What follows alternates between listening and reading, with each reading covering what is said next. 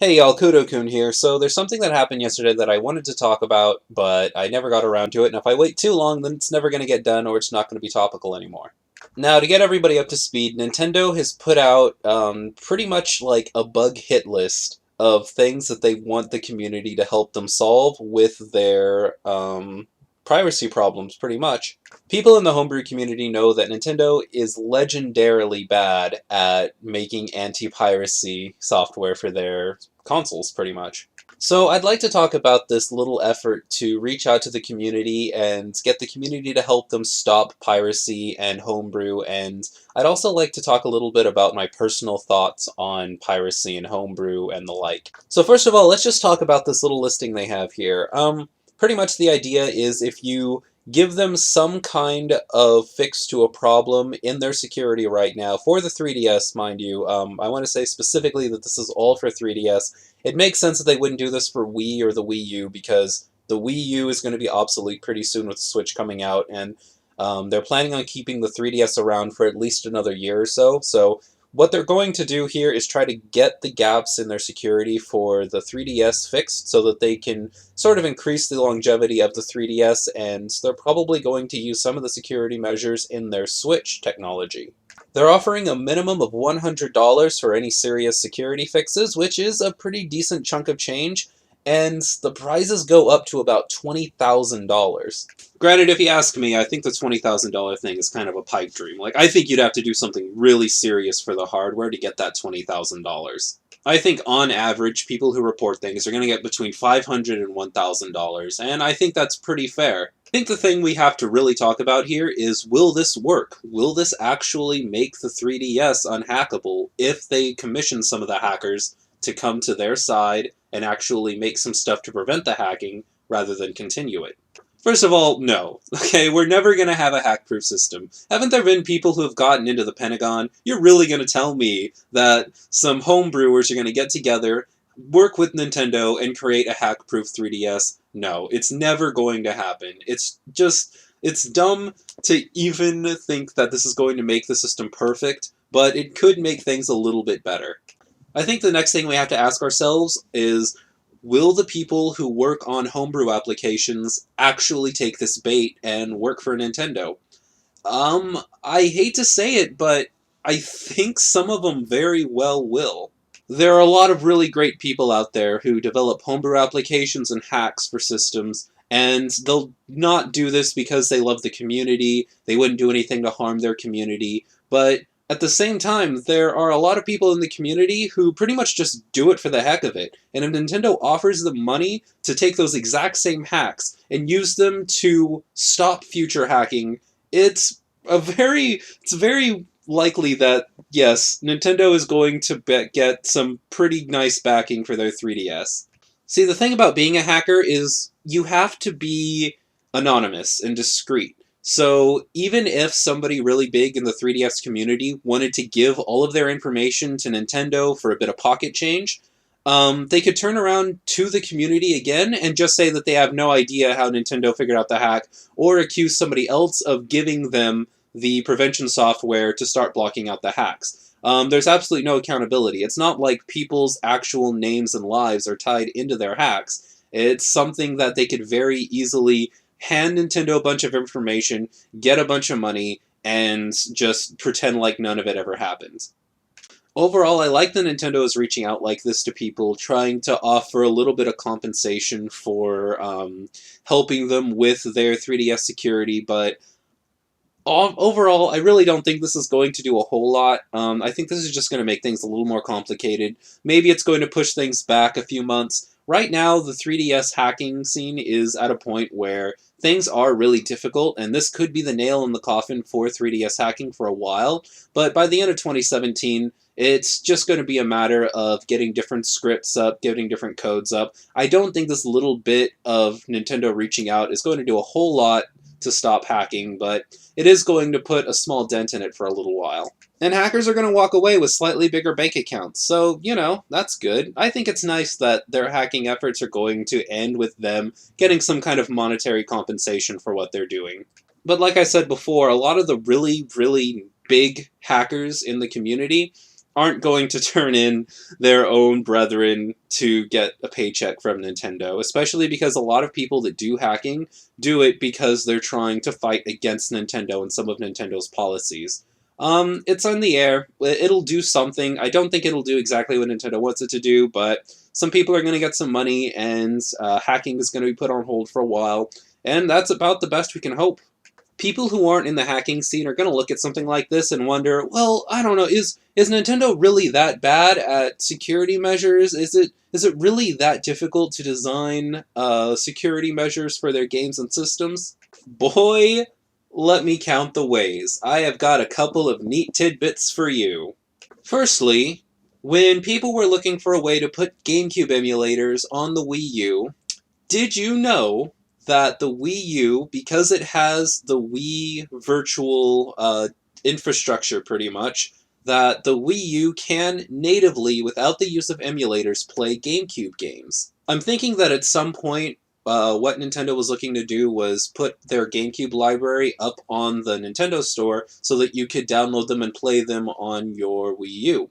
What they didn't do was add a line of code to the Wii U to let it actually read GameCube games. However, with little to no effort, what you can do is use a special program and download GameCube games to it, and then you can open GameCube games from your Wii U. So pretty much you burn your GameCube games to an SD card, and then you use the Wii U's included software. You use the actual Wii U software itself to open the GameCube games and play them just like you would any other system. You might look at this as horrible, but this kind of gives the Wii U a lot of functionality. If you think about it, through the use of emulators, the Wii U can play the NES, Super Nintendo, Game Boy Color, Game Boy Advance. They can play DS games. It can play Wii games, GameCube games, and Wii U games. It's pretty much the perfect Nintendo console. And the best thing about all of this is you can do it all on the go. Like, if all you play are Nintendo games, this is actually the perfect to-go emulator, because you can go to a place like Starbucks or McDonald's or someplace that has power outlets, you can plug your Wii U in, and you can use the gamepad to play anything from the N64, the GameCube, the Wii U, or anything earlier. And pretty much all of it using native software that the Wii U already has in it that is just missing a couple of lines of code to let it play. The TLDR version of everything I just said is the Wii U can play GameCube games, but it can't play official licensed bought GameCube games. It can only play burned GameCube games that you either got through pirating or through backing up your GameCube ISOs. Here's another fun one. People ended up getting their hands on Paper Mario Color Splash a little bit early. Now, I won't go into too much detail about how to actually play backup games on your Wii U, but I will say that there is a program that lets you do it very easily, and people got their hands on the European version of Color Splash. Now, the problem with the European version of Color Splash is we're here in America, and you couldn't play the European version on your American Wii U. So everybody was kind of scrambling around to figure out how they could get it to work. And then we all discovered that it was as simple as putting in one teeny tiny, like 7-digit block that told the system to read it as a European game, but to play it as an American game anyways. Nintendo's entire region lock is broken by going into a game and telling it to ignore the fact that it's from a region. I can't even make this stuff up. But looking at things like this make you realize, yeah, maybe Nintendo needs a little bit of help updating their security. I know this video is getting rather long, but I'd like to give my thoughts on piracy as a whole. Firstly, Kudo-kun, do you buy your games or do you pirate them? I buy my games. I pay the game companies to get my games. That's just how I am. Now, that being said, my hands aren't clean. It's not like I've never used piracy. In fact, when a game system dies, I actually look into the different things that you can do with the system. For example, the PSP is my favorite handheld emulator. As soon as the PSP line officially died, I went through, I modded my PSP, and it plays NES, Super Nintendo, Game Boy Color games like a dream. I love the thing now. And as much as Nintendo would hate me for this, when the 3DS got fully established and they stopped making DS games, I went out and I got myself an R4 chip. They're really cheap, and there's a lot of really great games for the DS that I couldn't get my hands on anymore. People look at Homebrew and game piracy and they put you in one of two camps. Either you're somebody who uses mods and piracy and you are absolute scum who is ruining the game industry, or you don't do that stuff and you are holier than thou and you are the main reason that the game companies are staying afloat because they're getting your $60 and you're one of the main contributors to the company. I'm here to tell you that Homebrew isn't quite as simple as that. You're not going to believe me on this if you're somebody who already believes that piracy is an act against God, but there's a lot of things that you can do with Homebrew and piracy that are really just reactions to Nintendo and other companies not giving us the things that we want. People in the Homebrew community normally have a line that they draw where this is acceptable to do with piracy software and this is not. Most people in the community actually don't believe in just going out, stealing all of your games, and playing all of your games for free. People look at it from that perspective because it's something that most people have the ability to do, and it's the worst thing you can do, so people just assume that that's what they use it for. My own personal line of decency is drawn at censorship. I have a huge problem with censorship in gaming. There's all this propaganda going around about how awful video game characters are representing reality and stuff, and my opinion on that has always been, it's not a video game character's job to represent society. That's just not how it works. If a game creator is willing to create it, and consumers are willing to buy it, then that should be the end of it. I hate the fact that there has to be a different version of the game in Japan and America. Like, Americans somehow just wouldn't be able to handle Japan's version of the game, otherwise all of society would fall. A lot of people are going to listen to that and say, Kudo, you're being ridiculous. Most of the censorship's not even that bad. I mean, it's not like you don't get the games. It's just, they cover up a bit more of the skin. To me, that's almost a little bit worse. Like, really putting that little bit of cloth there was the difference between me objectifying women for the rest of my life and not objectifying women for the rest of my life. Like, that little bit of cloth there was really necessary to keep me from going off the rails. America is not a nation of children and babies. Kids, honestly, don't get their hands on these games anyway. First of all, most of the censorship takes place in really slow action RPGs and novel dating simish games, and kids aren't playing those anyways. It's really weird that they put so much emphasis on censorship there, but it's not even something that kids really play. And it's also got a rating system. I don't understand what the point of the rating system was if we still can't even buy this stuff at 17. Long story short, we should be given the choice ourselves whether or not we want to play this game based on how sexy the designs are or on any kind of innuendo or whatever that's in the game. And I don't think that's unreasonable. I hate that I have to play a special version of the game because other people's sensibilities might be damaged. So when a game comes out, like Tokyo Mirage Sessions, for example, which has pretty heavy censorship, they changed a lot of the different designs, and they took an entire element out of the game, which was mentioned to Grav-Array, and that's pretty big for me. So you know what I did? I went out, I got a copy of the game, I cracked it, I uncensored everything, and I played the Japanese version pretty much. Sure, a lot of people are going to tell me I'm in the wrong for doing that I shouldn't be messing with piracy and that kind of stuff anyways, but no, I modded my Wii U, and I played the game in its full uncensored glory, and I loved every second of it. Part of the reason I think Nintendo gets it so badly is because they're one of the companies that is the most responsible for this kind of censorship. Like, they make these little changes that are seemingly so minuscule that you wonder why they even bothered. And before I go on, I know that it's not completely the game's fault, okay? I know that the game companies, for the most part, try their best. I know that they put a lot into these games to censor them and make them reasonable for their Western releases, but, I mean, I need people to understand that the gamers themselves shouldn't have to suffer for how the system works. The system needs an overhaul, and that's just the way it is.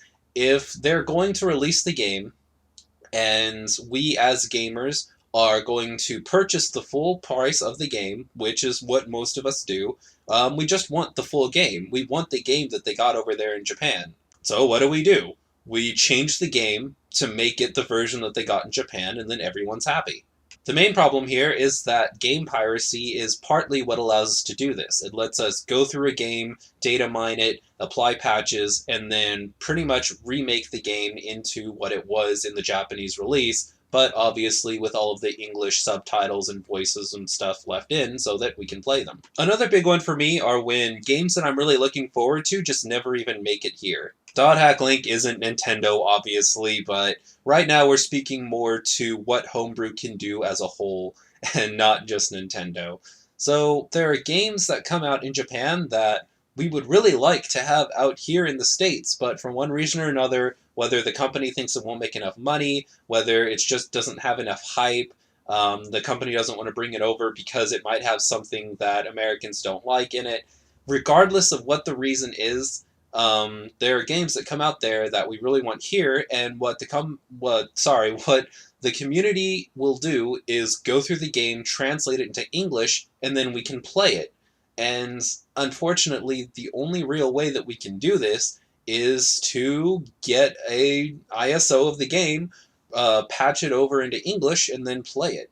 It's not like we want to do it, but honestly, what is the alternative? Just never getting to play the game? Do we really have to just never get to play some of these games because we obviously wouldn't want to infringe on pirating the game, right? It's a sacred vow to just never pirate games. I think that these companies should be rewarded for their work. I think we should buy the games and be able to play the games, but if we don't have the ability to buy the game and play it, then what exactly is the point? Like, I just deserve to get screwed over because the company decided that the game wasn't worthy of bringing over here? I mean, come on.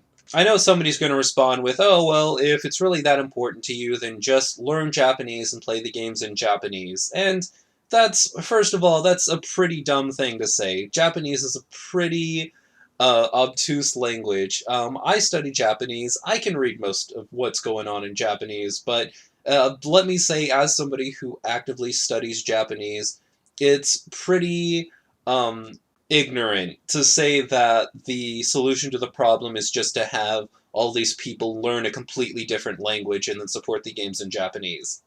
This, for the record, being something else that Nintendo completely dropped the ball on. The fact that they're region locking their systems means that the solution to playing these games in their full glory, or playing these games that they just refuse to release over here, is we have to buy another system, we have to import it from Japan, we have to then pay more to import the games from Japan over here, and then we also have to learn the language on top of that.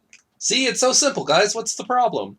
Alternatively, we could just use Homebrew to take the region lock off of the system and play a game from whatever region we like, and we can uncensor the game so that it doesn't have the censorship that they brought over here. I'm not necessarily saying that Homebrew and Piracy is the right thing to do, but I would like people out there to understand that it's a little more than just going and stealing all these games from these developers and playing all these games for free. Like, there's a lot of stuff that I didn't even go into. A lot of people in the community are actually really good people who do go out and spend their money on these games, but, they get jerked around and they retaliate, and that's just kind of how it goes. If you're going to keep censoring our games, if you're going to keep not bringing games over that we wanted, if you're going to keep region locking your stuff, and if you're going to use archaic versions of security, then we're going to take advantage of it and continue gaming. This is our life sometimes. I'd love to go on and talk for another hour or so, but I think we should start wrapping this up.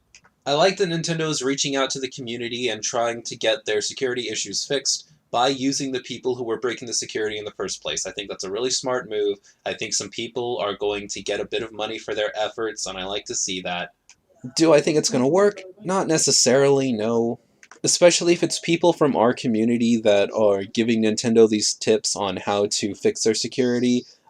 There's really nothing stopping us from like re-breaking it again, because it's just going to be Nintendo handing them a paycheck, and then once that's done, there's no reason for them to not just go through and break it again, especially if they're the ones who taught them how to fix the security in the first place.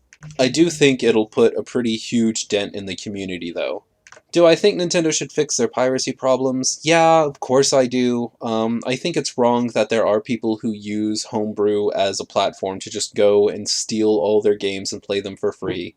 But I don't really want people to look at this as an issue of the good guys just taking out all of the evil pirates who are just stealing their software and playing it for free and trying to get around paying for the games like everybody else, because I think there are some very legitimately good things that came out of Homebrew, and I think it's partly Nintendo's fault that Homebrew is as big as it is now.